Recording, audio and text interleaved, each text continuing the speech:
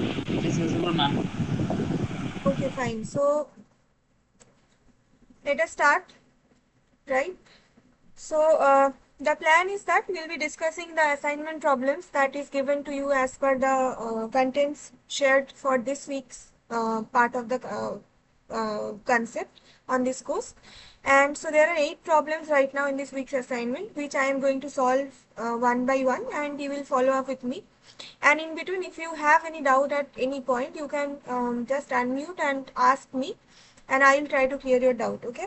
And also, we'll be mostly solving the assignment problems. Sometimes I may provide some extra problems related to the topic. Otherwise, you can ask me doubts regarding the solving of the problems in this tutorial. Right, so let us get started. So this is week 1. Let us start with problem number 1, that is visible here. Okay, so we let us first read the question and then I'll start solving it. Okay, so maybe someone has joined. Just 1 second.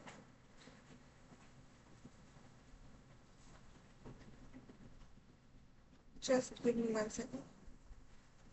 Okay, fine. Mm,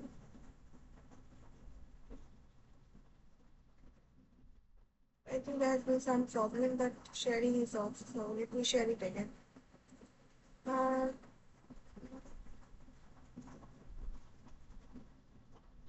okay, all right. So question number 1 is, suppose you are pushing a box with a force F and the box has a displacement D. Suppose that F is with some XYZ, there is some given F with the units of Newton, right? And this is the force and this is the displacement vector, that is the D. So you can see that here F and D both are in bold letters, right? So in this kind of problems, whenever you have letters mentioned in bold, you have to assume that they are in their vector quantities. Anyway, I think you have probably already read the concept of scalar and vector, so you already know that force, displacement, these are actually vector quantities. So here they are referring to the vector quantity by mentioning it in bold, but we'll write it with this sign, vector sign on top of them. So actually this F and D are force vector and displacement vector. Okay, so now we have been given the expressions for the vector of F and D. This is F vector, which has three like directions mentioned by these unit vectors X, Y and Z. Okay, so as you know that vector has specific direction, unlike scalar which does not have any direction. So vector has both value and direction. So this is X, Y and Z, 3 axes as per our knowledge. And if let's say F vector is somewhat like this, okay, so if I draw my F vector like this, then it has components along X, along Y and along Z. So these are unit vectors because they are referring to the directions along the x-axis, y-axis and z-axis. So like that, the value along x-axis for the force is given, the component is given as 2. So this is 2x cap, then 3y cap, then normal z cap means it is 1 times z cap, right? Now similarly, for the displacement vector is also x cap plus a y cap. So here note that this a is some unknown constant. The value of a is not given here, okay? And for z cap it is again 1. Now the question is, if the work done by the force is 30 joule, then what is the value of a, right? So a, the unknown constant that you have to find out from your question. And just look at the information given to you again, that you have been given the information about the force vector and the displacement vector, and you have known from the question that what is the work done value, which is W. W is 30 joule. And also refer here that W is not given in bold letter. That is, W is actually your scalar quantity. Because you know that work done cannot be vector. It has only value, no direction. So that is why work done is a scalar quantity and it is mentioned just W, not any bold or any sign of vector, right? Now, these kind of problems are pretty simple and particularly of one type. I think you have already solved it, but I will solve it for you again. That work done formula you have to know, that W is equal to F vector dot product D vector. So you know that two vectors, if you take their dot product, you will always get a scalar quantity. That is what is happening here. So we have to first implement this formula, and then we can use all the known quantities and take out the unknown quantity, which is A, from this known value. Okay, so just let me choose the blank page and start solving it. That your W is equal to work done equal to F vector dot D vector, which is F equal to 2x cap plus 3y cap plus z cap means 1 z cap. I am writing 1 for your convenience, but it's actually z cap, you can also write. Then this is the vector dot product, which I am making the dot clearer. Then the displacement vector D is given by, what is that, x cap plus a y cap plus z cap. Similarly, x and z has the component present as 1, right? So this is actually 1 times x cap and 1 times z cap. Now, what is the rule of dot product? That is very simple. You already know that you have to just simply multiply term by term. Means if there are two components present in both of the vectors, both of them are in x cap direction, then you simply have to multiply the components for x cap in both of the quantities. Like first for x cap present in F, that is 2, and for the second vector D vector, the x cap component is 1. So this is simply 2 times 1. Okay, and this is simple multiplication. This is no dot product. Remember that this dot that I am putting, that is not our vector dot product, because obviously 2 and 1 are simple numbers, right? They are not vectors. Then plus, then you take the second term, which is the component of y cap from both of the quantities, which is here 3, and on the second term this is a. So this is 3 times a plus, then taking the component of z cap, you see this is 1 times 1. So what are you getting is 2 plus 3a plus 1, which is 3 plus 3, right? Now, as per the question, this work done value is known to you. They have mentioned that this 3 plus 3a, which is your work done, is equal to 30 joule, right? So you can simplify it. 3 into 1 plus a equal to 30, and you finally get that 1 plus a equal to 10. So your a value is simply 9. So this was a pretty simple question, because this was a very fast question. This is an easy option to start with. That you simply have to know the rules of the vector dot product, then just carefully multiply term by term, and you will get to the final answer. So in this case, our answer is 9. So just match with your answer if you have already solved it. Okay. So this is 9. This is the correct answer, and also the accepted answer is 9. You can see from here. Now, let us move to the second question. So in question number 2, there is mentioned that suppose you are pushing a box with a force F vector equal to, again, a value or the expression of the F vector is given like this, okay, which has all x cap, y cap and z cap components. And the displacement of the box, which is D vector, is again given. Note that here only x cap and y cap is there, no z cap is present. That means the component along z cap for this displacement vector is 0. So nothing is mentioned, means it is 3 minus 3x cap plus 4y cap plus 0 times z cap. So 0 times anything makes it 0, right? So this is just minus 3x cap plus 4y cap. Means the box is moving only in a direction which has x cap and y cap directions, but no z cap direction. Basically, it is in xy plane. If this is your x axis, and if this is your, let's say, y axis, then this whole plane, what you can see from here, it is basically your xy plane, right? Because it is only consisted of x and y, no z component.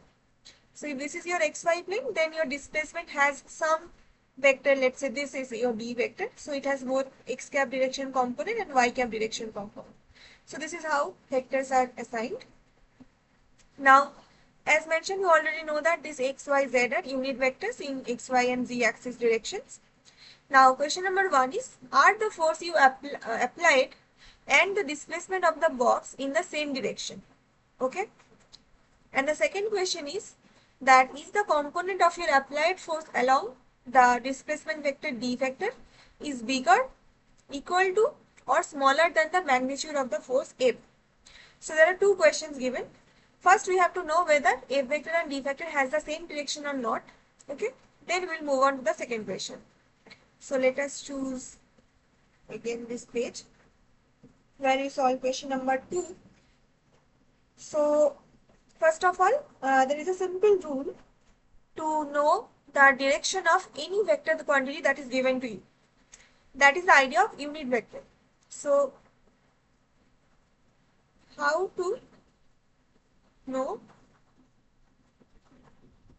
the direction of any vector given to us? So the answer is calculate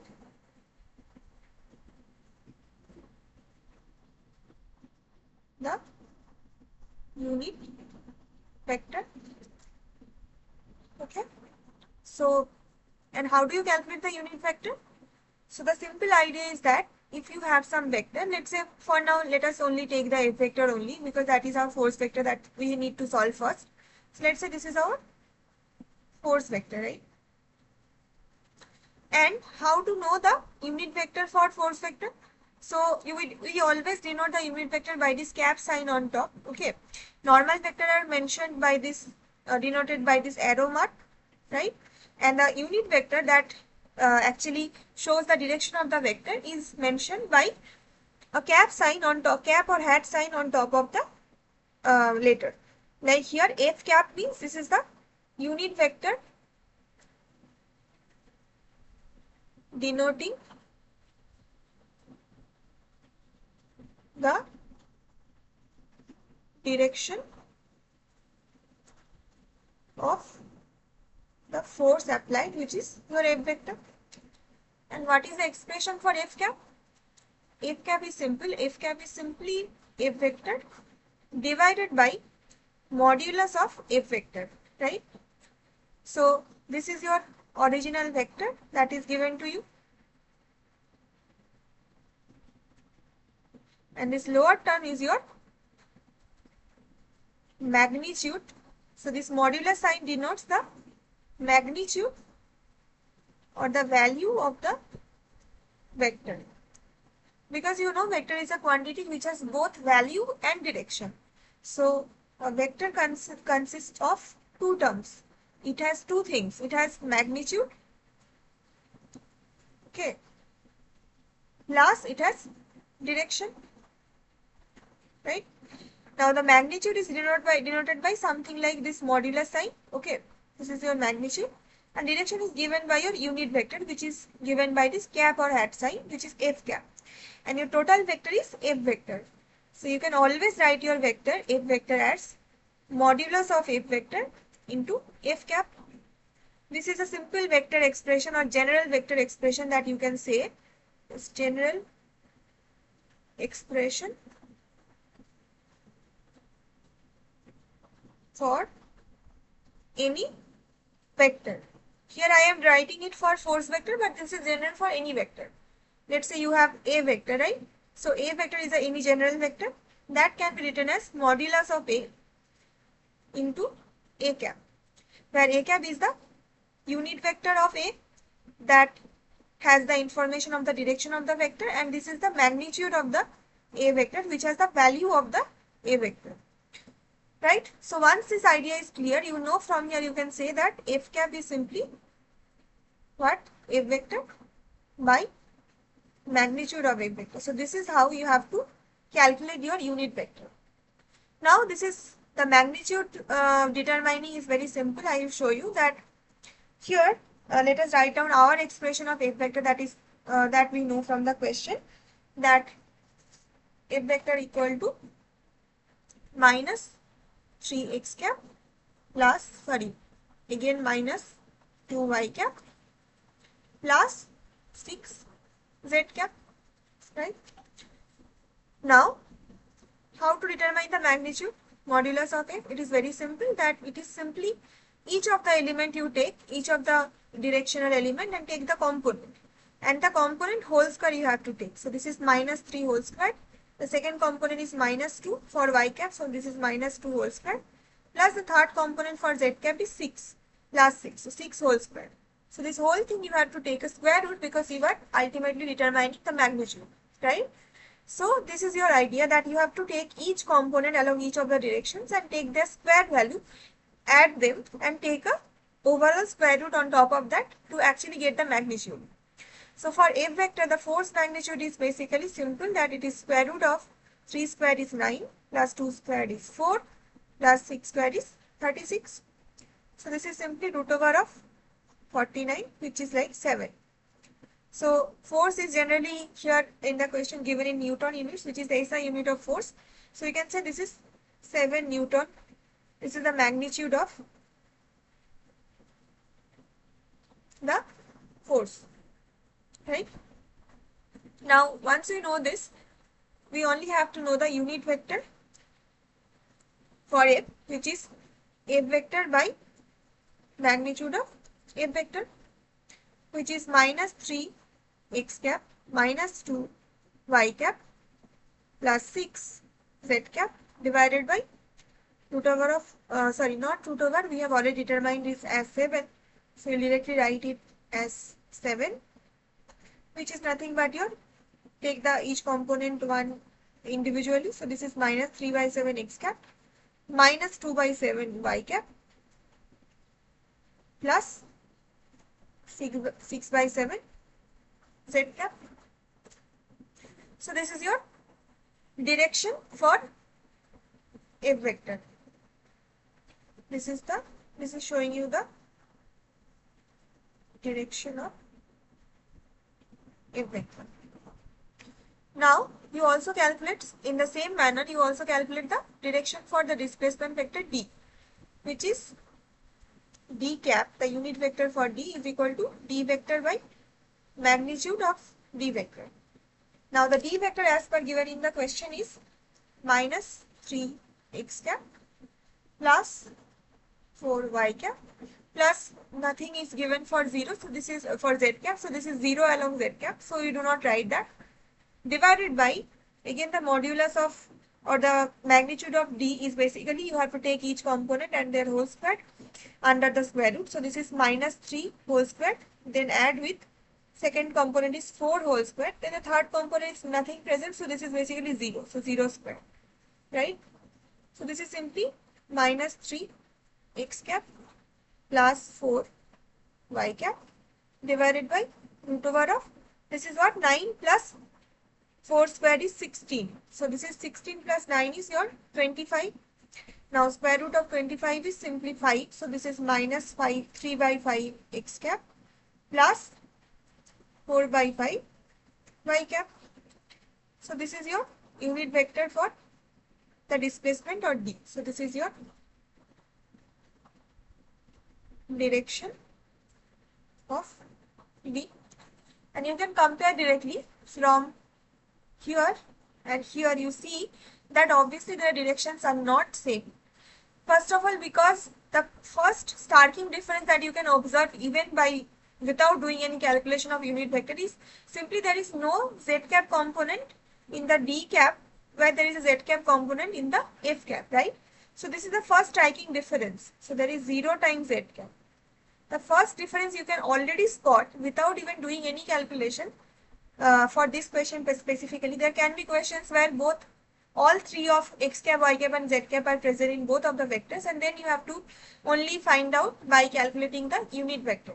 But for this question specifically, I like to mention that you even do not have to calculate the whole thing to actually quickly answer the question.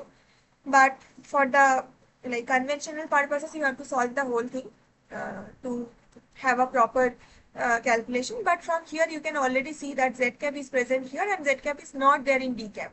So obviously this unit vector F cap is not the same as unit vector of D cap. So the answer is that their directions are different.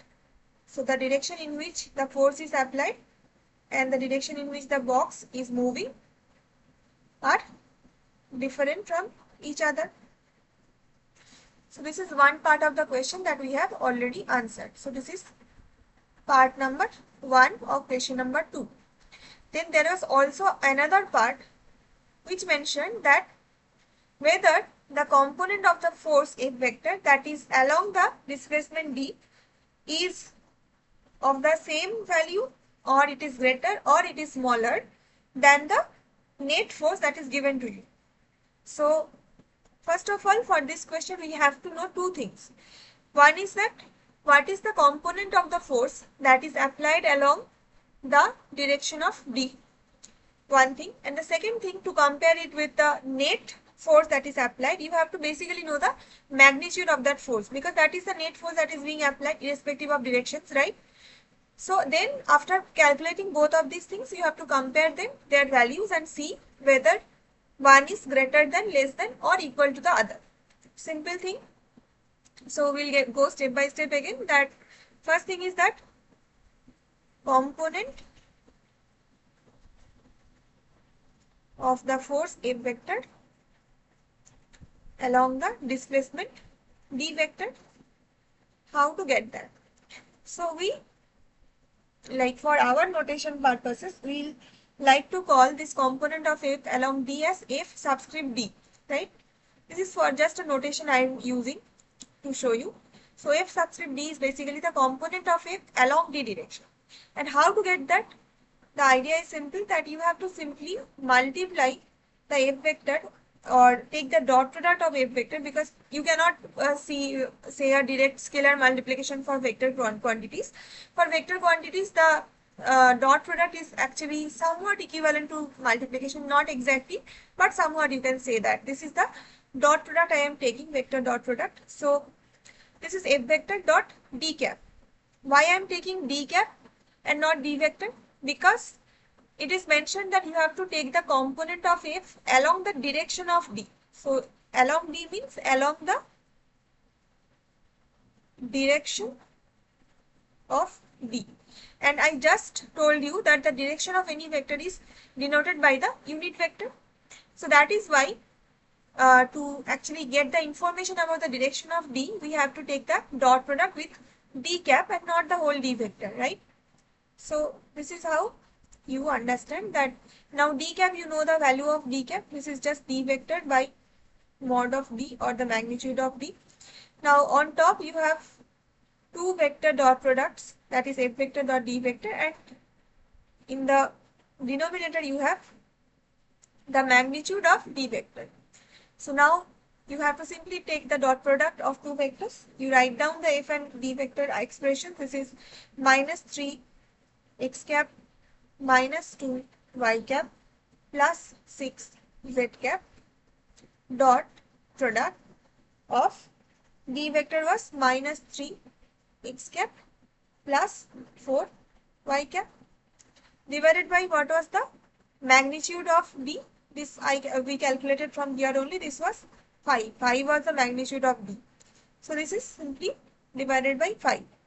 Now you take the dot product, again the same components, like x's component is multiplied together, then plus y's component multiplied together.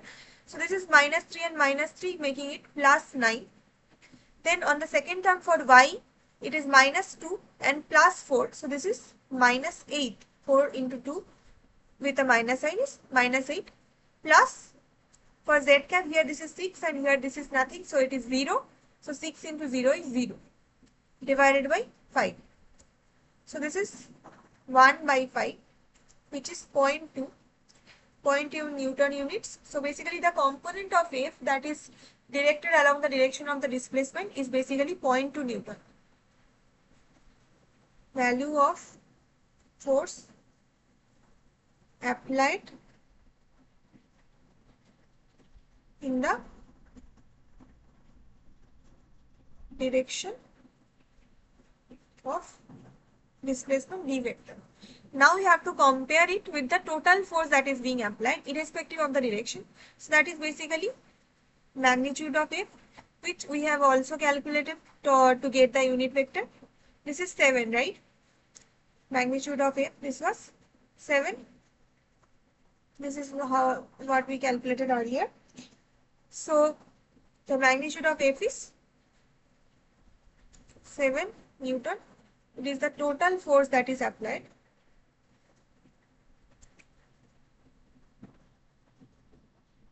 This is not specified along any particular direction, right? So this is how you compare it. Is now you get to see that F is equal to 7 Newton is much greater than F equal to 0.2 Newton, right? So obviously you can see directly that your net force F vector modulus is greater than the component of F along D, because 7 is greater than 0.2. So your answer here will be the force applied along the direction of D vector is actually smaller than the net actual force as mentioned in the question. So we will choose our option. So the option will be no, they are from different directions and the component of the applied force in the direction of displacement is smaller than the magnitude of the applied force. This is your correct answer, right? We have just calculated it. So we have already solved 2 questions. Now we move on to question number 3, which is suppose A and B are 2 vectors, then one of the following statements is mathematically meaningless. Identify that statement. Okay, so there are 4 statements given like that. All has expressions of A vector and B vector in different forms, and out of these 4 you have to identify that one second.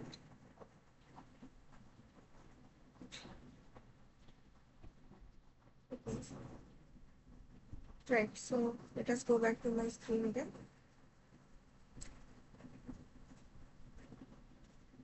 So out of these 4 you have to identify which one is mathematically meaningless, okay, and why. Both is important. You have to also identify why that is mathematically meaningless. Otherwise, you cannot understand and solve the similar kind of question, which is not exactly the same, but you have to get the idea, right?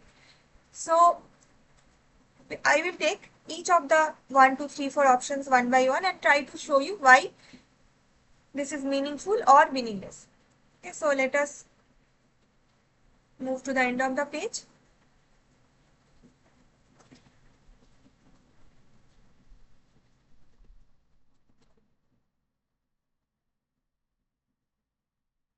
This is question number 3. Now, if you see, I think the first option was A vector dot A vector plus B vector dot B vector is equal to 0, right? First of all, you have to know the vector relations to actually get if this is correct or not. So, first of all, you are taking, remember that you are taking dot product of 2 vectors. So, this is a vector dot product and this is another vector dot product. So, you know that vector dot product, that is a dot product of 2 vectors, always give you a scalar quantity. Scalar means which has only magnitude and no direction, right? So the first term is giving you a scalar because this is the dot product of 2 vectors, and the second term is also giving you a scalar, right? And on the right hand side you have 0, which is again a scalar quantity because 0 is simply 0. This is just the magnitude, no direction. So that is why you get that your LHS, which is the left hand side, is the addition of 2 scalars. So it is making it a scalar because 2 scalar if you add, that will obviously give you a scalar quantity back. and on the RHS you already have 0, which is again a scalar quantity. So that is mathematically kind of correct as per the fact that it is not violating any of the vector addition or any rules, right? Because on both sides you have scalar quantities, right? So this is true, or this is correct, this is meaningful. This is not a meaningless expression, right? So this is not the option that they want. They want us to identify which is the meaningless option. So we'll try out the other options, which is, let's say, option number 2. I may not be running in sequence in 1, 2, 3, 4 of these options, but just I'll be covering all of them anyway. So just follow up. So this is another option was given like this, that A vector dot product B vector plus 2 A vector equal to 0. Again, you have to match LHS and RHS whether both are matching on both the sides. So first of all, your LHS, I don't know whether there is a question or anyone. Okay, someone is joining. Right, so I think somebody tried to join but failure of connection. So anyway, let us move on to the page. Yeah, here we are at A dot B plus 2A vector. Okay, so our LHS is A dot B plus 2A vector. Now understand term by term. The first one is a vector dot product. So this is obviously a scalar quantity, right? But the second one, you can see that there is no vector dot product. There is only a single vector, A vector, and there is a multiplication of a scalar quantity 2 with that. So this is the scalar component with a vector term A vector. So there is no dot product there. Okay, so this is no dot product. So unless you take a dot product of two vectors, you cannot cancel out the vector sign, or you cannot get it to be a scalar quantity. So this is anyway a vector, the second term. So your LHS is a scalar first term plus a vector, which is the second term. On the other hand, your RHS is simply 0, which is just a scalar term. So this is not right. Why? Because on the left hand side you have both scalar and vector, but on the right hand side you have just scalar. So this is not matching, right? You have to have some vector quantity on the right hand side to make the equation mathematically correct. So this is mathematically incorrect, or this is your meaningless option that they are wanting you to find out. So this is meaningless.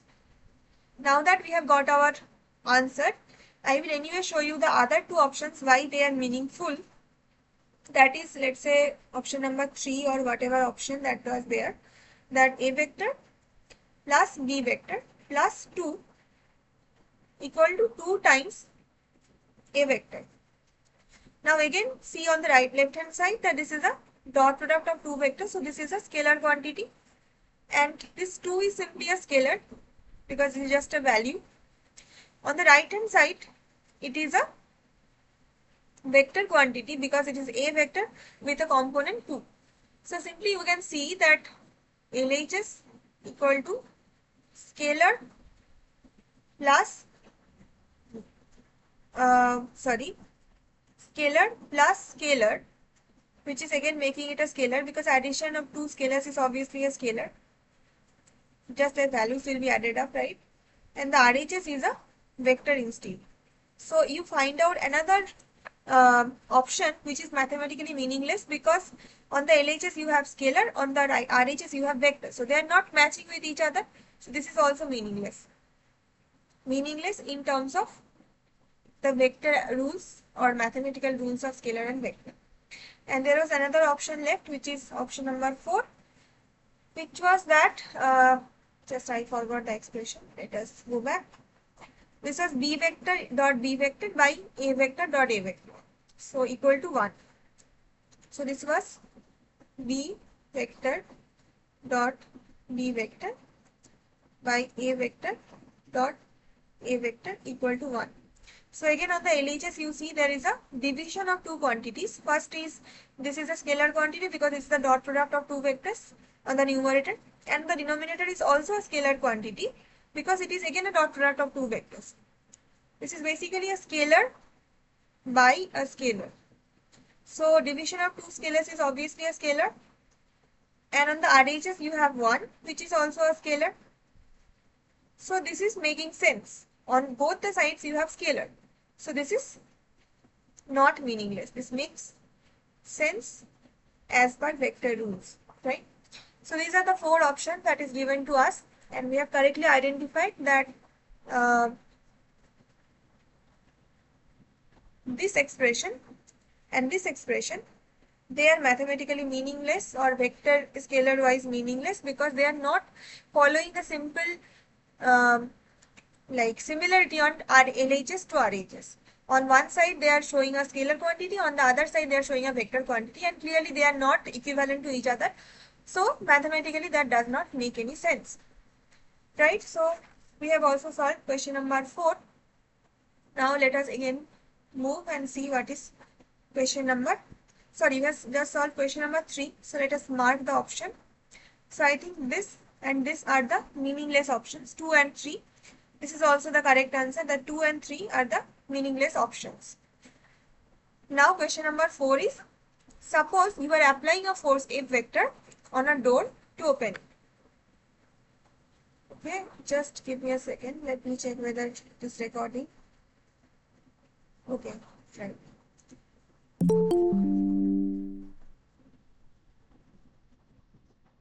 So, can somebody want to join the call?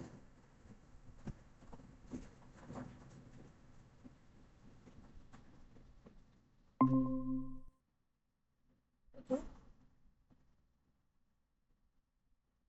So we are in the middle of basically solving the assignment. So I have already solved question number 1, 2 and 3. So now I will solve question number 4. So the question is, suppose you are applying a force F vector on a door to open it. Now the point of application of the force is at a position, that is R vector, given by this expression, with respect to a fixed origin O. Here x cap, y cap and z cap are the unit vectors in x, y, z direction, as you already know. Now let us define a torque of the force, which is tau vector is equal to R cross F. Now just see that this is another vector and this is another quantity that is introduced to you, that this is a vector cross product. So till now in question number 1, 2 and 3, we were only dealing with the dot product of vectors, but question number 4 introduces the mathematical implementation of the vector cross product, which is this torque. Torque is basically a quantity which is a vector, and that is basically a vector cross product of two vectors. The cross product is given by this multiplication sign sort of thing, but this is not a simple multiplication because this is done between two vectors. Now moving on with the question, that suppose that you want to produce the maximum torque tau vector. However, the magnitude of the force you can apply is constant, and the force is always applied at the same point P. Then you can maximize tau by adjusting the direction of F until tau is maximum. Okay, so what they are trying to say is that because your torque, that is your tau vector, is a vector cross product of R vector, the displacement, and the F vector. Now they want you to maximize your torque. So you have to maximize your tau, right? So the maximization or the maximum value of tau you are getting or not, it depends on two of the terms, right? The F and the R. Now in the question they are mentioning that you cannot change the magnitude of the force you are applying. That is a fixed magnitude, right? So F has a fixed magnitude. Magnitude of F is constant. You cannot increase that. And also you have been given the expression of R. So also from there you can know the magnitude of R, and that is also constant because that is a fixed expression. You cannot change that. So both of the magnitudes of R and F is constant. So then how to maximize your tau? Then the only term that is left to you is basically, for this you want to understand what is the expression for vector cross product. So if you have a vector tau vector which is the cross product, so its magnitude tau vector's magnitude will be modulus of r vector cross f vector, and that is basically nothing but the modulus of the individual vectors, which is r vector and f vector. They are scalar quantities, so this is the simple scalar multiplication into sine theta. So the sine theta is coming from where? So theta is basically the angle between the two vectors. So if this is your f vector and if this is your r vector and if this is the angle theta, then if you want to take the cross product of r and f, then whenever you are taking out the cross product's magnitude, it will give you the sine theta term also present. So theta is the angle between the two of the vectors. And just as a reference, I am mentioning it here that if you have, let's say, dot product of two vectors, let's say x vector or let's say a vector dot b vector, which is a vector dot product, then the magnitude will be a vector modulus b vector modulus simple scalar multiplication into cos theta, where theta is the angle between a and b vectors. So this is basically the idea that for vector dot product you have the cos theta component and vector cross product you have the sine theta component, right? So in the question they want to say is that because you have fixed magnitude of r and f, so these two quantities you cannot change. So the only way to change this magnitude of tau or to maximize the magnitude of tau is by controlling the sine theta term. So if you vary or control the theta, the angle between them, to control the magnitude of tau vector or the torque value, since your r vector and f vector magnitude are constant terms, you cannot increase them any further or decrease them any further, they are fixed values. So that is what that is mentioned in the question. Now they are also saying that suppose at this condition your f vector is given. So this is the expression of your f vector where this component fy is unknown to you. This is the component of f along y direction and this is unknown. This is given as fy. And the magnitude of the maximum torque is 140 Newton times Newton meter. Basically because this is the multiplication of both displacement and the force. So scalar term wise there is a multiplication of both of them. So the units will also get multiplied. So this is Newton into meter. Then you have to determine what is the value of fy, right? Now I will choose the page below and start solving it. So the idea I am writing down first the individual terms. So first of all, f vector is given as 10 x cap plus unknown fy y cap plus 5 z cap. Now what is the magnitude of the force vector? It is simply 10 squared plus fy squared plus 5 squared, which is basically 100 plus fy squared plus 25. So simply 125 plus fy squared. And also the displacement d vector is basically, so d vector is given in the question as, not d vector here, that is mentioned by r vector. So basically the same thing, direction. So r vector is equal to 2 x cap minus 6 y cap plus 10 z cap, right?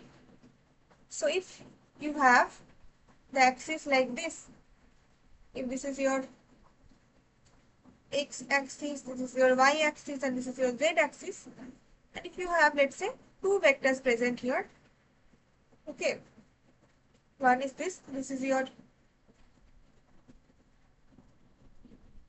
let's say, force vector, which is all x cap, y cap and z cap, three components present, and another one is your, let's say, r vector,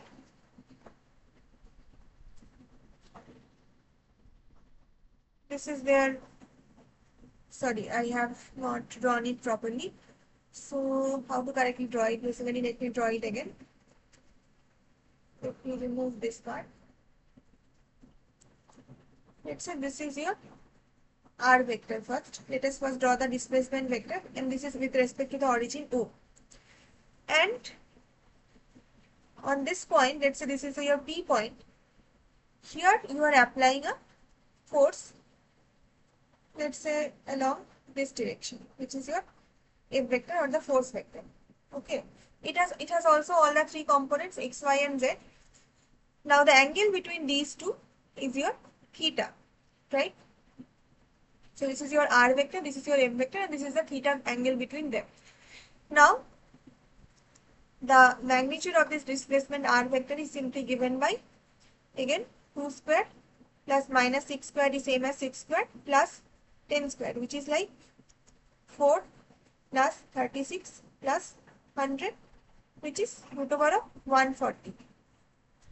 Now you know that the magnitude of tau vector, which is the torque's magnitude,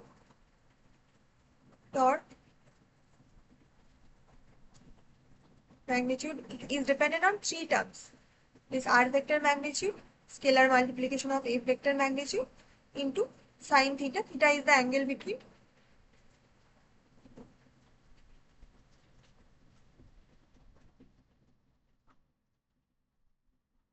r vector and f vector. Okay. So this is already known that r vector is root over 140. We have calculated. F vector magnitude is root over of 125 plus fy squared. Here fy squared term is unknown, into sine theta. Okay. Now, as per the question, to make tau vector magnitude maximum, that is tau equal to tau mod max, because these are fixed terms, you cannot change them, or constant terms. Only you can manipulate this theta and therefore sine theta. So sine theta has to be of maximum value to make the tau value maximum. And you know from trigonometry that what is the maximum value of sine theta? That is 1, right? And the value of sine theta is 1 at theta is equal to 90 degree, right? So that is irrelevant, but the important thing is that to make the tau maximum, you have to make the sine theta also maximum, and the maximum value of sine theta is 1. So then your tau modulus max, okay,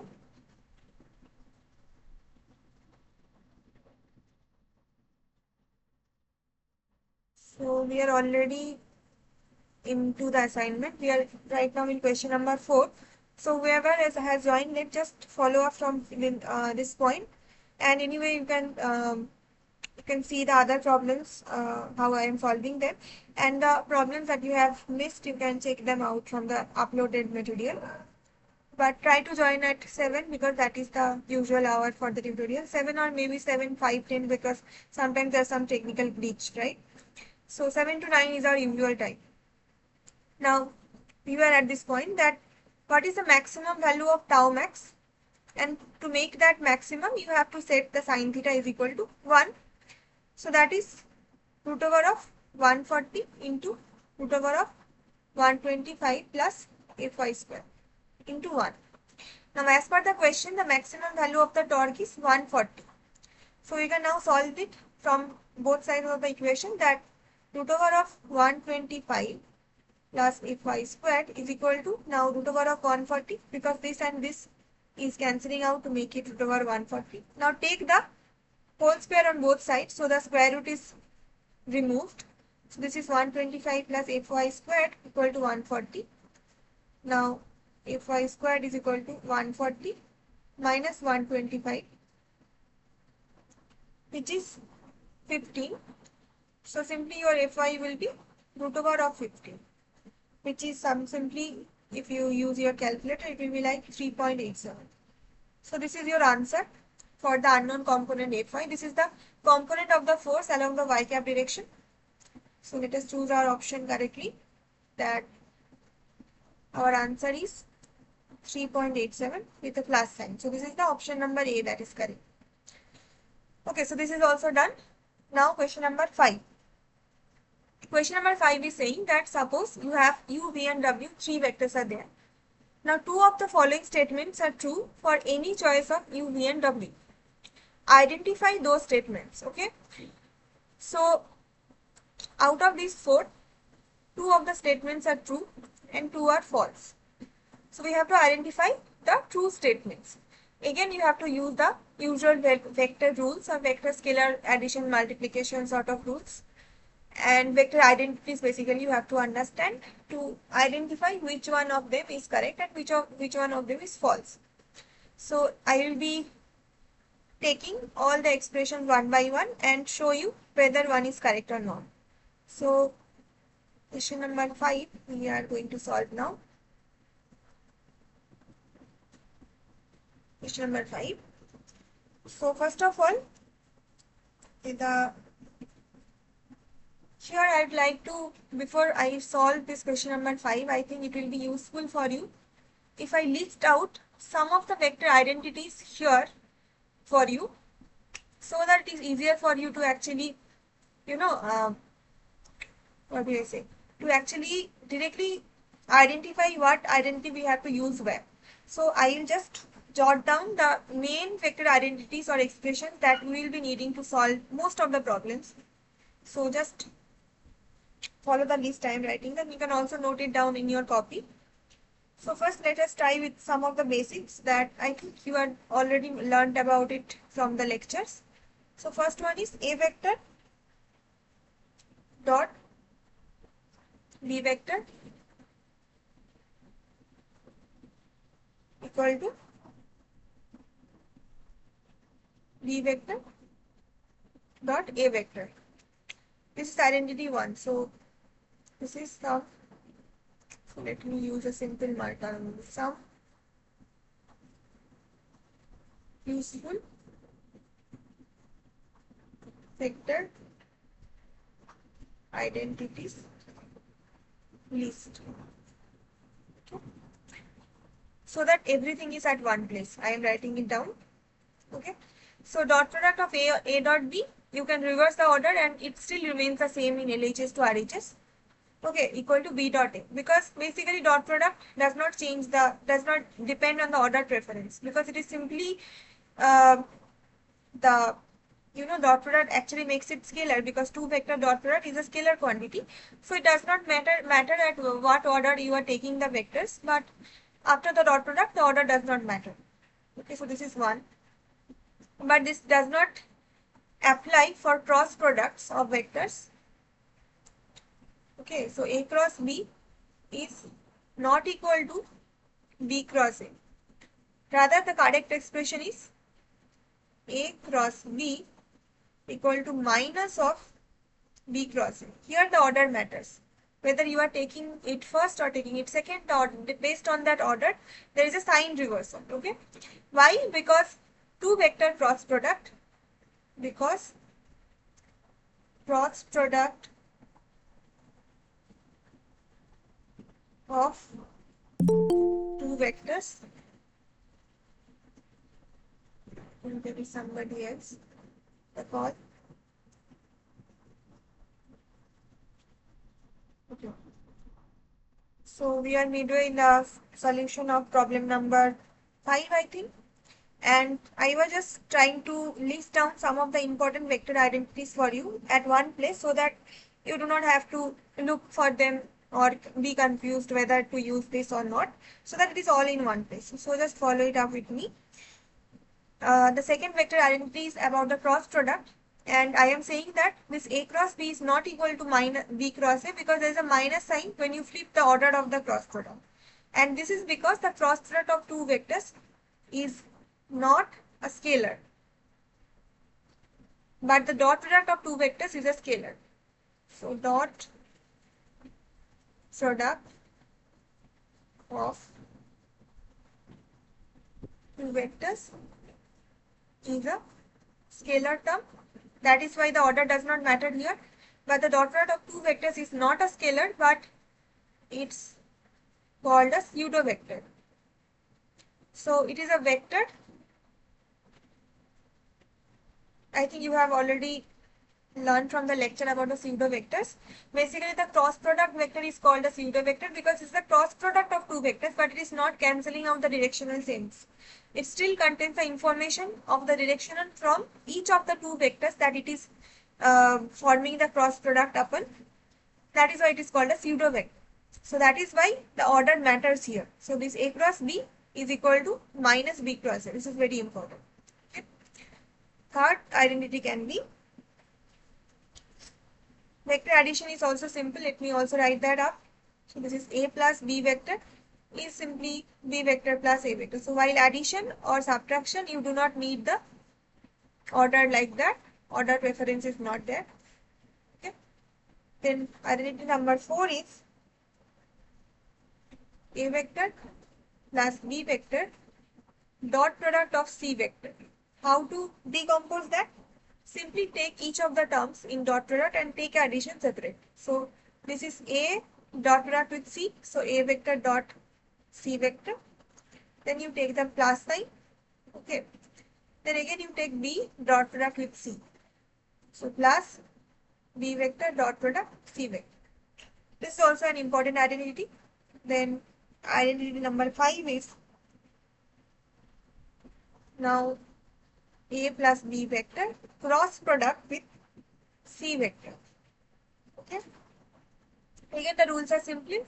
Once this, okay, A cross C vector, then you put the plus sign in between, then this B cross C vector. But remember that on the top, while dot product, again you can reverse the order and it will remain the same, that it is C dot A, it is same as C dot A plus C dot B.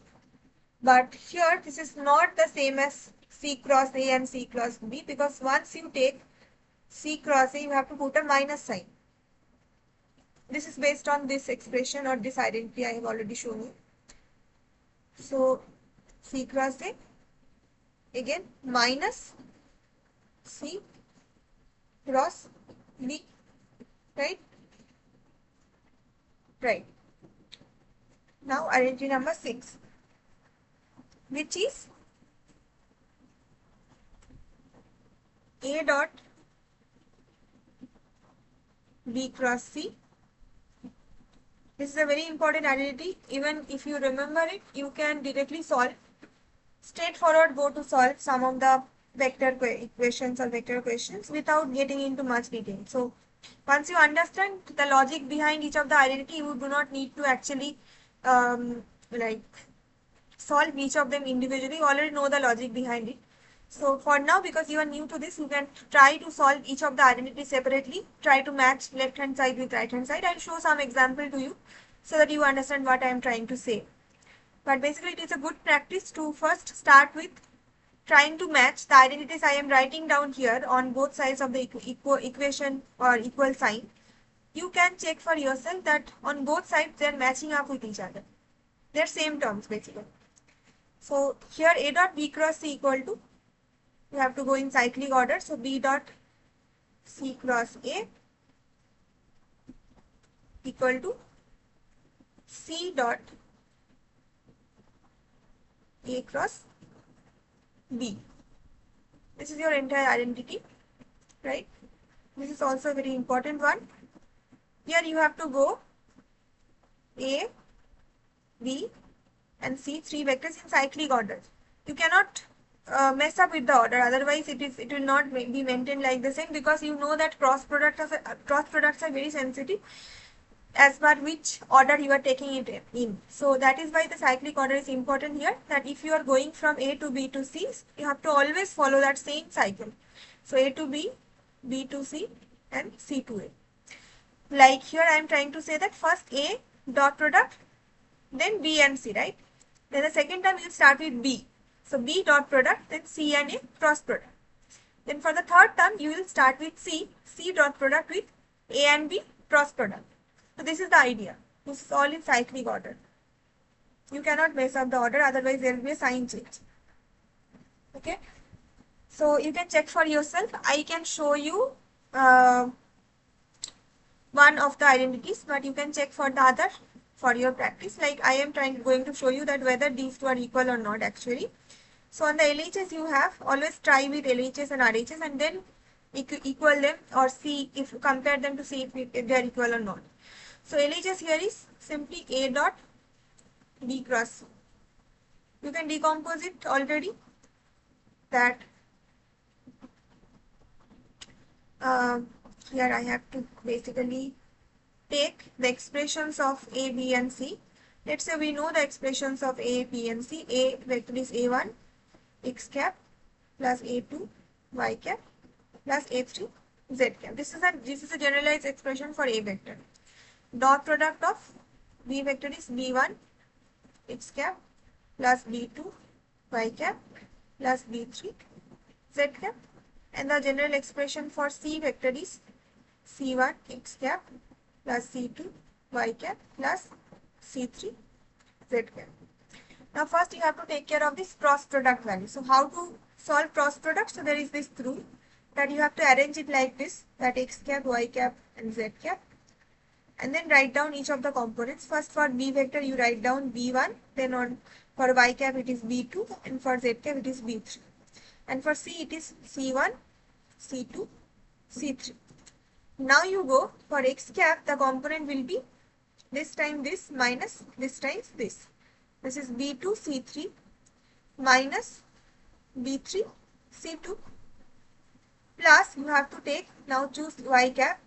So again you have to go in the same order. So after y cap you have to choose z to x, not the other way around, because then again there will be a sign mess up. The sign will be messed up. So always follow the same order, same cyclic order. So after y you straight go to z and then x, not x and z. Okay, so for y cap this is the component of z cap times the component of x cap, which is this B3 times C1 minus B1 times C3 or C3 B1, anything, same thing because these are scalar multiplications, plus z cap has this component. Again for z cap you have to start with x and y. So this is B1 C2 minus B2 C1. Okay. So now we have known the cross product value. So we'll put that here. A1 x cap plus A2 y cap plus A3 z cap.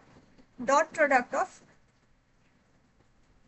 B2 C3 minus B3 C2 x cap plus B3 C1 minus B1 C3 y cap plus B1 C2 minus B2 C1 z cap.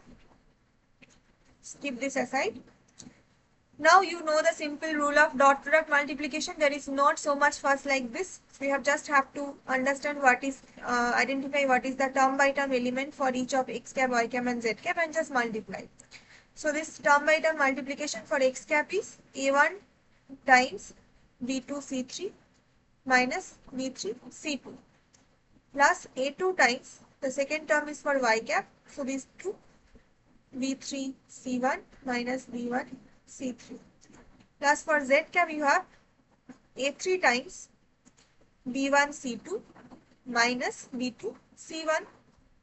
So if you multiply all of them, now A1 B2 C3 minus A1 B3 C2 plus A2 B3 C1 minus A2 B1 C3 plus A3 B1 C2. Just be very careful with the, the components you are writing. If you mess up anything, you will not be able to understand where did you go wrong. So basically you have to take each of them carefully.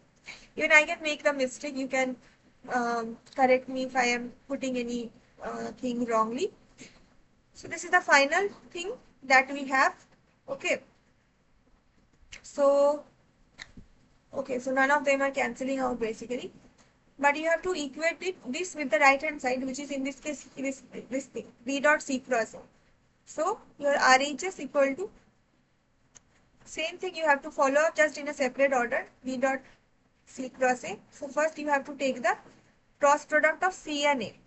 So C cross A equal to X cap, Y cap, Z cap, C1, C2, C3, then A1, A2, A3. Now that you already know what is the expression for the cross product, I directly jump into the expression. Okay, directly write it here and you can calculate for yourself if you want. So this is B1 X cap plus B2 Y cap plus B3 Z cap. Dot product of this will be, again the same thing will be followed. X cap will be this C2 A3 minus C3 A2 plus Y cap will be A1 C3 minus C1 A3 plus Z cap will be C1 A2 minus C2 A1. Okay. Okay. So now that you take the dot product, it will be B1 times C2 A3 minus C3 A2 plus B2 times A1 C3 minus A3 C1 plus B3 times C1 A2 minus C2 A1. So just decompose everything. So this is A3 B1 C2 minus A2 B1 C3 plus A1 B2 C3 minus A3 B2 C1 plus A2 B3 C1 minus A1 B3 C2. This is the RHS. If you compare it with the LHS expression, so let us compare it. So you will see this is A1 B2 C3, this is matching, minus A1 B3 C2, this is also matching, A2 B3 C1,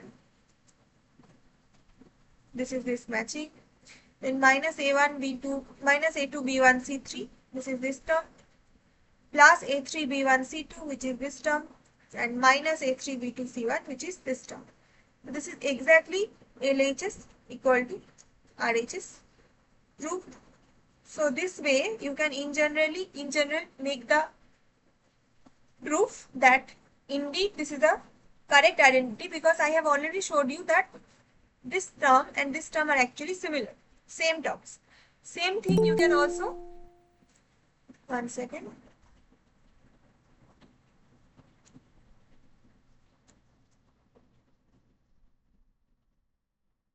Okay. So we are kind of in the middle of a calculation. So this is the vector identity. I just showed you how to match and how to solve whether they are actually a correct identity or not.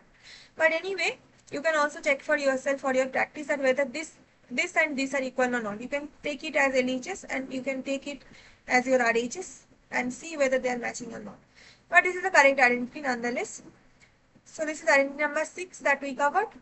Then I am not going to solve all of them individually because that will take up too much of time. You can check for yourself that is that identity correct, and if you do not, if you are not able to get the calculation right, then you can let me know in the next class and I will solve it for you. Otherwise, I am just listing out the identity so that we can make some progress on the assignment solving. We are 5 questions still left there, so we'll solve that in time. So the rest of the identities are A cross B cross C. This is equal to A dot C into B vector, this is the dot product, minus A dot B into C vector. So this is called a triple product because there are 3 cross products present. So this is called a vector triple product. And this is also a very standard expression or standard identity. It is very important. So you have to remember it so that it is easier for you to implement it whenever that is needed. So the idea is that you have to take the farthest term first. So you have to take the dot product of the farthest most term first, and then with a minus sign comes the nearest term dot product. So there is another simple rule to identify it, that is called the back cap rule. Okay, so this is called the back cap rule. This is just to like remember it. So whenever you have a triple product like this, A cross B cross C, so this is simply, you can know that this is a scalar multiplication, so that does not matter whether I put the order first. So you can take B first, B vector, scalar multiplied with A vector dot C vector, this is same, right? Minus, again you can take C first because it's just a scalar multiplication. So C vector multiplication of A vector dot product of B vector. So this is what? This is BAC, back, and this is CAB, cap. This is called a back cap rule of triple product, to just some fun thing to remember the terms. I don't know why so many are joining this late in the class, but anyway, I think somebody has just left. Okay. Anyway, so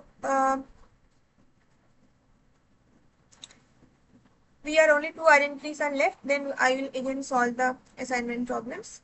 Don't worry, I am just writing it down because these are needed for the things that I am going to solve in the assignments right now. So, eighth one is A cross B cross C.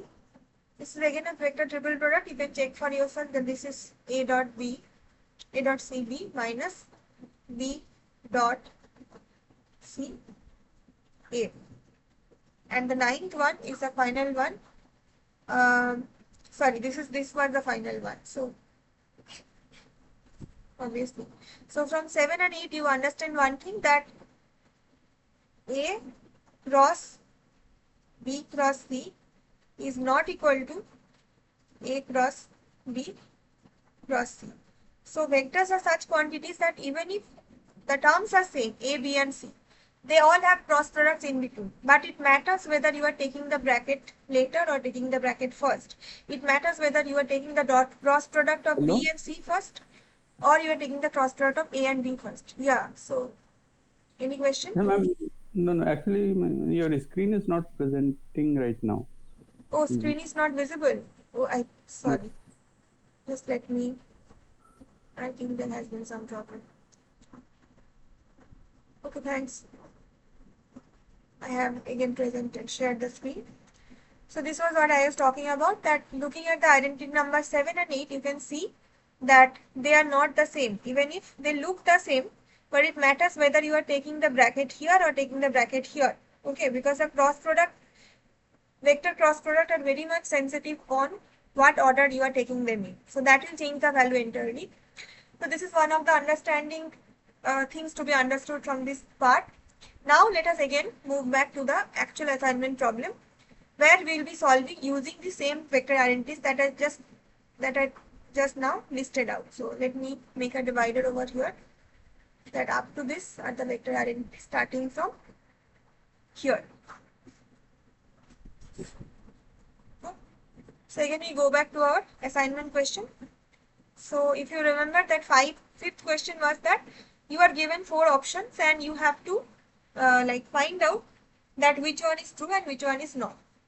So let us take the question number option number 1, which involves a vector triple product. That is why I just wrote down the identities for you, so that it is easier for you to actually solve them. Now it will be quick, that you have Q cross V cross W plus V cross W cross U plus W cross U cross V, and it is said that this is equal to 0. Now you have to check whether this is really 0 or not. Okay, so that you can understand whether this statement is correct or false. Now again you remember that this is the same as this identity, A cross B cross C, right? So you apply the same thing, A dot CB minus A dot BC. Just instead of A, B and C, now you have U, V and W. So I will do the same thing, directly use the identity, because otherwise you just have to take all of that vector quantity separately. You have to take A1, use total expression along x cap, y cap, z cap, then V, then W. That will be too much of a complicated thing, and that will make the solution rigorous and too much lengthy. So that is not needed once you understand the identities. So until they ask you to solve the whole thing. It is just sufficient if you directly use the identity and you just mention the rule that this is the rule you are using. This is the general rule. So you are using the back cap rule here for u, v and w cross product. So I am taking the following the rule that u dot w first, then multiply by v minus u dot v multiplied by w. Now for the second term you have v dot u multiplied by w minus v dot w multiplied by u. For the third term you have w dot v multiplied by u minus w dot u multiplied by v. So once you have these terms, you can clearly identify all of the terms now, that this term and this term is actually similar because both of them has multiplication v vector, and this u dot w dot product does not depend on the order of the vectors that you are taking. So u dot w is the same as w dot u, that you already know from the identity number 1, the very first identity that I showed you, this term, right? So using this, you will see that we will be using all of those identities and we will quickly solve the problems. That now you know that this term and this terms are exactly same, so you can cancel them out. Now you also know that this term u dot v times w vector is same as v dot uw, because again dot product are not sensitive to the order, and by the same logic this last two terms are also cancelling out each other, so you are getting 0. So this is correct. This is correct. This statement is correct. Also this leads you to another very important vector identity expression.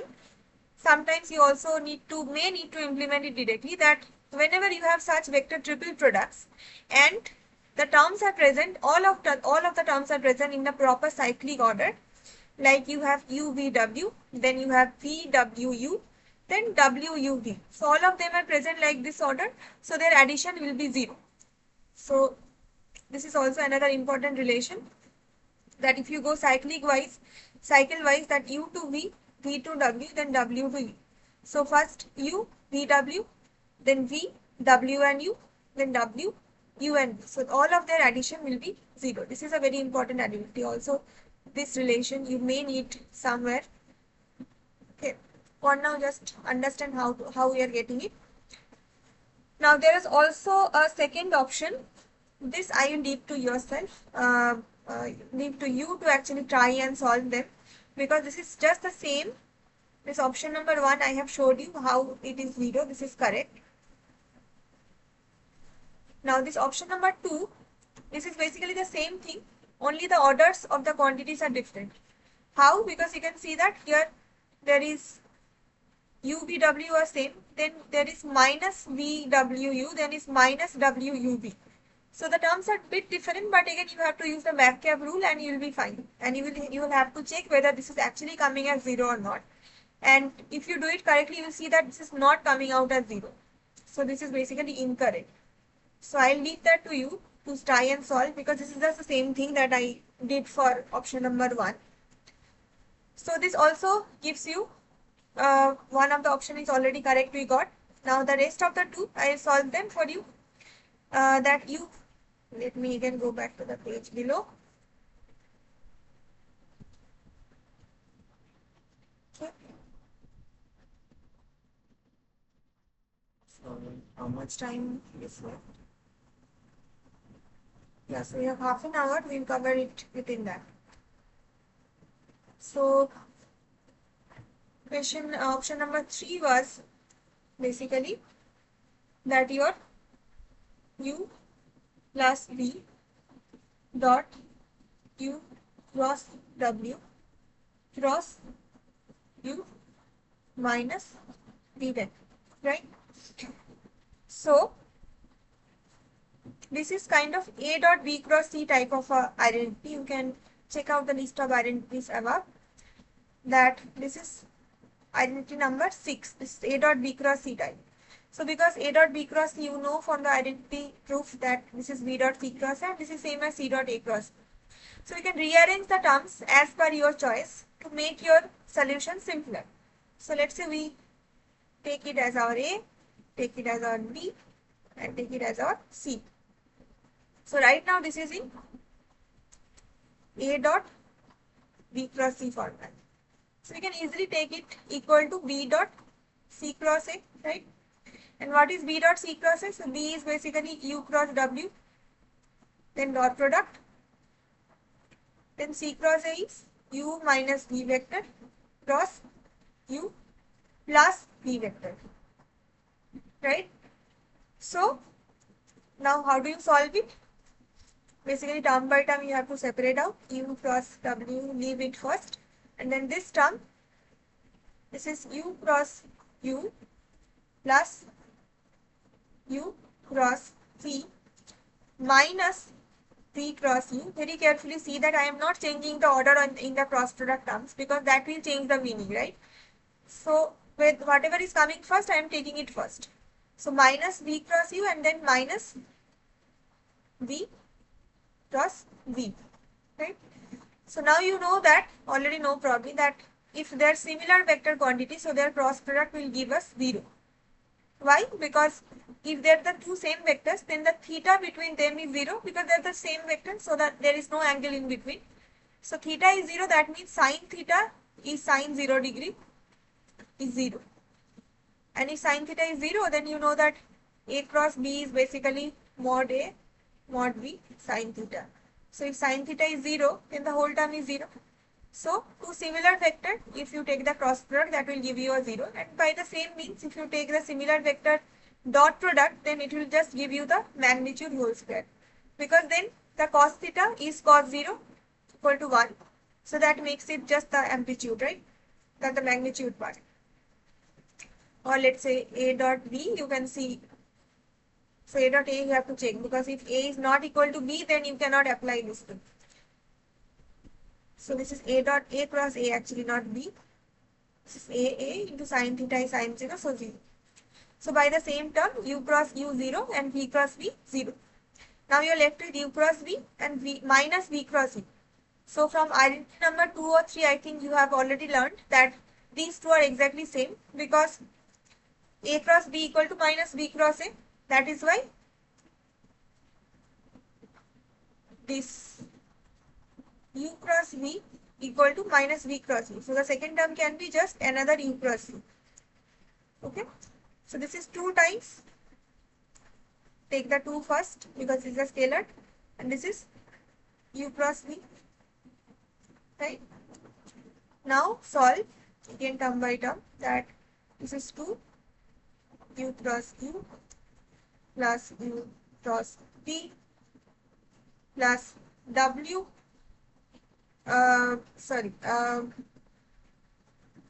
What was I doing? No, just let me correct it.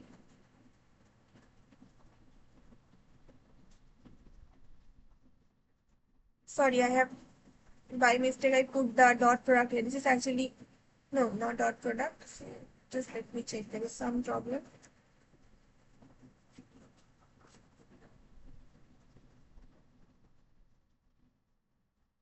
Okay, so basically you are given U cross W dot U cross V 2 times.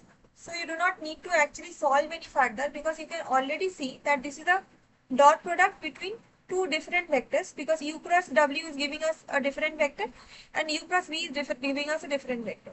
So their dot product can never be 0. Why? Because if they are two different vectors, let's say this is U cross W and this is U cross V. So if they have a certain angle between them, which is this theta, right? Okay. So, yeah, sir.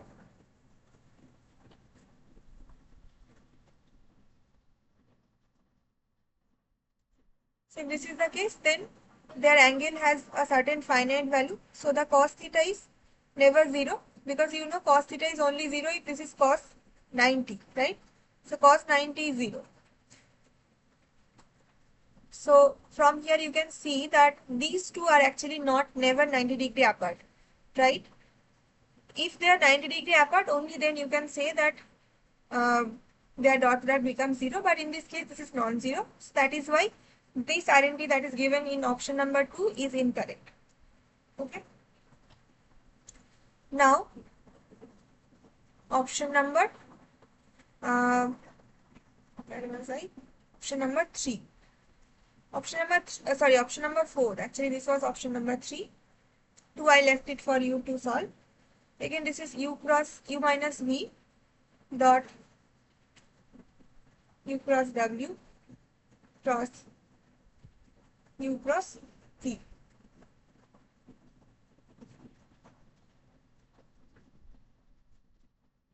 Okay, so this is basically, again, you have to rearrange the terms by the same rule that you take this first, then dot product, then take u minus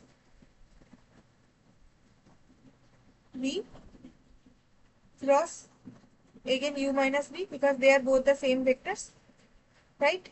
You already know that if they are the same vector, then their cross product will give you 0. So already this term is giving you 0, making the whole term 0. So this is correct. So from these identities, you can see by using the identities, you can actually make your solution faster and quicker, and you can get the answer correct. That only correct identities are option number 3 and option number 4. So these are incorrect. So 1 and 4 are the correct option as for the choices. Now question number 6 comes that which one of these is a correct identity? Bold symbols denote vectors. So let me write it down here only, that C cross C is mod C square. Is that correct? So you have to implement what is a cross product rule. So you already understand from the cross product rule that C, the same vector will cross product with the same vector C. This will give you 0. Why? Because this is just C mod. So magnitude of C is multiplied for both of the terms. Then their angle is sine theta, where in this case theta is 0. So sine 0 is basically 0. So that is making the whole term 0. So this would be mod C square only if the angle was 90 degree, which is not possible if they are the same vector. So that is why this is not correct. This is incorrect. Then C cross D equal to minus D cross C. This is correct. I already wrote it down as an identity in the list. But you can also show them if they want you to show the proof of this, whether this is actually true or not. You can just use the LHS equal to RHS rule, and again you can take x cap, y cap, z cap for the cross product. And in any type of problem like this, always choose a generalized expression of the vector. Like for C vector, you can take the components as C1 x cap, C2 y cap, C3 z cap. Then for D, you can choose D1, D2, D3, so that you have a general expression of that vector. Then you can calculate what is C cross D from LHS, and you can calculate what is D cross C in RHS, and you can check that actually this thing is actually a negative reversal sign of this thing. So this is the correct identity. I am not going to show it to you again or show the proof to you again, because it is already established and you can check for yourself. I have already told you the idea and the way to do it. So this is the correct identity. This is the right answer. But to see the other ones, why they are incorrect. So this third one, you can see that this is 3 vectors are there. B vector dot A vector dot C vector. So first of all, this is mathematically incorrect. Why? Because first of all, whenever you have dot product of 2 vectors, let's say A vector and C vector, so it is already making it a scalar, right? So once it is a scalar, you cannot take a dot product, vector dot product between a vector and a scalar. So this is mathematically incorrect. So dot product of vector and a scalar is wrong. So you cannot take that. So that is why it is already incorrect. Even before trying to match LHS and RHS, we can know that this is incorrect. Then the last one is x dot y equal to z. So again, the same idea, mathematically incorrect, because on the left hand side, this is the dot product of 2 vectors, which is a scalar, LHS. And the RHS, this is simply z vector. So RHS is a vector. So you cannot match a scalar with a vector in LHS to RHS. That is why this is also incorrect. So the only option correct is C cross D equal to minus D cross C. Right? This is also done. Then question number 7. Which of the following is true about speed and velocity? So the idea is that speed is the scalar and velocity is the vector. So there is a very quick way to remember it. If you I confuse the terms very frequently, because not the idea but the terms, because whether we are calling the speed scalar or the velocity scalar. So you can just remember that S starts with speed and scalar starts with also S. So this is a scalar, and velocity is also starts with V, so it is a vector. And the physics idea behind it is that speed is something that is a scalar because it has only the value. Like a car is moving with a speed of some kilometer per hour, right? It has only the value and the unit. It has no direction information. Like whenever you are mentioning the speed of a car, you are not mentioning that car is moving towards left, towards right, towards north. You are not mentioning any of the things, only the value. That is why the speed is scalar. But whenever you are mentioning the velocity, it is also containing the information about the direction. So it has value plus direction, like the vector should have magnitude and direction. So because whenever you are saying that this car has a velocity c vector, so you already implement that it has, let's say, 2x cap plus 3y cap. So there's a certain direction that you can get from its unit vector, and it has certain magnitude that you can get from root over of 2 square plus 3 square. So it has both value and direction. You are also mentioning what direction it is moving. So that is why it is a vector quantity. So the answer is speed is scalar and velocity is vector. So the last question is, which of the following is not a scalar quantity? So this is also very simple, that displacement of a dog chasing a car is not a scalar quantity because you already know displacement has a vector d vector. So whenever you are mentioning displacement, you also have to mention that whether you are being displaced from this point to this point along this direction, or let's say here to here, you already have to mention the direction is actually included in this information. So that is why displacement is obviously a vector. And the other options, that like the intensity of sound, atmospheric pressure, temperature. So temperature is obviously just the value is there. There is no direction of temperature, right? So temperature cannot be a vector. Intensity of sound is also how much intense a sound is, how loud or how high intense a sound is. That is only the value that matters, not direction. So again, a scalar quantity. And pressure is neither a scalar nor a vector. Okay. And this is an interesting factor I think you have already learned in the lecture, that pressure, like some of the other terms like stress, or I think the other one was moment of inertia. Okay. So these are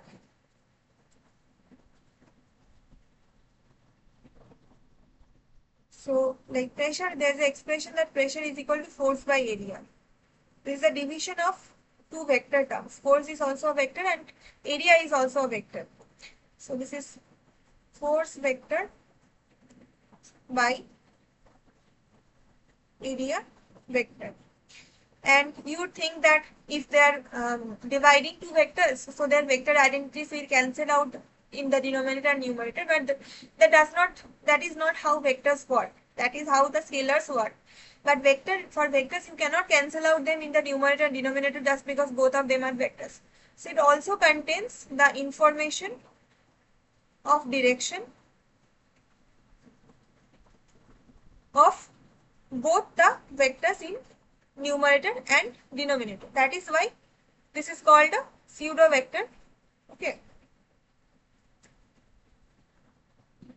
So this is also not a scalar quantity. So with this, we have solved all the problems related to week 1 tutorial. I think it will help you solve your assignment and submit it in time. And so you can let me know right now that if you have any doubt in any part of the question that I have solved in this class regarding any of the vector identities I have mentioned, because that is the most important part I'd like to say. This is the vector identity list that I provided. This will help you to come up with any solution that is given to you, any identity. You can just correlate with them because these are the general expressions. And apart from them, for this basic problem solving, you just have to know the dot product and cross product rules, that A dot B dot product is basically A, B magnitude multiplied with cos theta, where theta is the angle between them, and A cross B, cross product is simply magnitude of A dot A and B multiplied into sin theta, where theta is the angle between them. This gives you that if you multiply, if you dot product, take a dot product of two similar vectors, that will simply give you the magnitude whole square, because cos 0 is 1. For two same vectors, their angle is 0, cos 0 is 1. But if you take a cross product of two same vectors, that will straight cut give you 0, because sin 0 is 0, right? These are very important identities that will help you quickly solve any problem without much thinking much about whether this is correct or not. These are some of the things that you will get habituated with over time. So, right. So we are done with this tutorial. If you have any doubt, you can ask me, or we can end this session, and we'll meet in the next class. So no question, I hope. No, madam, no questions for Okay. now. So one thing, means this session will be held on this every Sunday, this 7. Every Sunday 7 to 9, right? Okay. So sometimes there may be a 5 to 10 minutes delay because of some issue, if there is any. You can wait for till that time, but mainly this is the rough time, 7 to 9. Okay? And these lectures will be uploaded also. You also know that from the, I think they have provided you the Google Sheet link from where you can access. So this lecture material and the recorded video will be uploaded, right? So you can refer to it whenever you have some doubt in between, you can refer to it.